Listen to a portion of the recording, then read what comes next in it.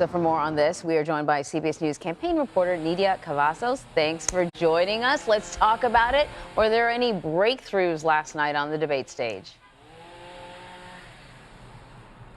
Well, good morning, Anne-Marie. It's nice to meet you all this morning from Miami.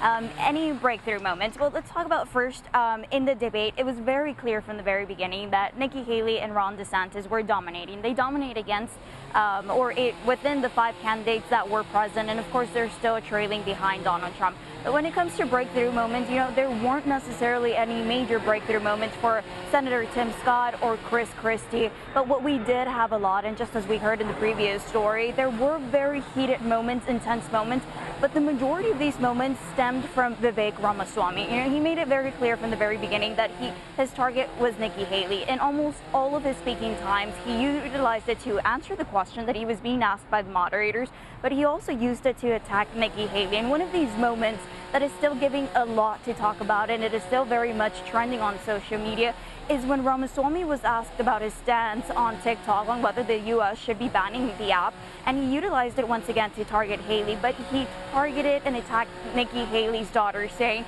if Nikki Haley made fun of Ramaswamy for being on TikTok, then maybe she should be starting with her own family since her daughter was on TikTok. And now this comment obviously was not well received within the audience. It was met with a lot of intense booing and yelling. And from Nikki Haley, it also sparked a response. She said, "Leave my daughter out of your voice." This was a contrast to all the other different types of targets that she had been receiving throughout the night from Ramaswamy. So we'll be seeing throughout the next couple of days and weeks and seeing if this, if anything, has any sort of effect, because it wasn't just the tense moments toward Haley. Ramaswamy also attacked the moderators, also took a stab at the Republican chairs, and also criticized the media for their role in their coverage. So it'll be interesting to see what comes out of this. Yeah, it will be a lot of zingy moments, but I don't know how much that says about how you would lead or what your platform would be all about. Last night, our Ed O'Keefe spoke with former President Trump's presidential campaign senior advisor, and he said Trump will not be attending the next primary debate next month either. And he also said this is about the issue. He said that this about the issue on abortion. This is what he had to say about abortion. Abortion's always been an important part of the issue sector, at least for Republicans. Democrats are very much motivated on it. But look, at the end of the day, the economy and a whole lot of other issues are going to take dominance. But it's one that we're going to have to deal with, and I think that one the president's very well equipped to deal with.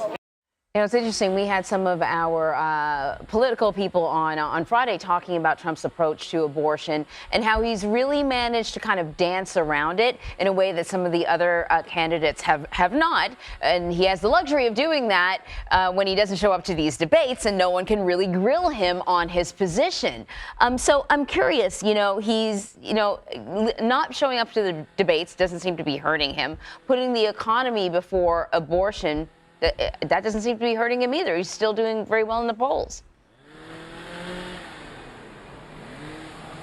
Yes, in fact, Donald Trump has repeatedly said that he does not have to be on the debate stage. He doesn't have to debate against his GOP rivals because he's been leading them from the very beginning, and he has maintained this lead over all the other GOP candidates that were on stage last night. So he's made that very clear, and his absence has not necessarily been affecting Trump in a negative way whatsoever. But now, when it comes to abortion, yes, the economy in itself affects everyone. It affects Americans all across different states, and it's an issue that's very important to Republicans. It will certainly determine how voters will be, choosing the Democratic or Republican Party. But now, when it comes to the issue of abortion, it's also become very clear that this isn't an issue that can be ignored by the Republican Party. We saw with Tuesday's voting that the Democratic Party had its wins when it comes to this issue.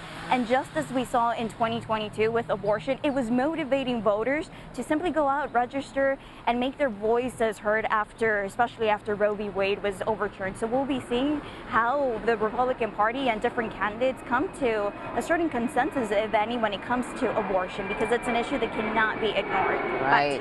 Nidia, thank you very much.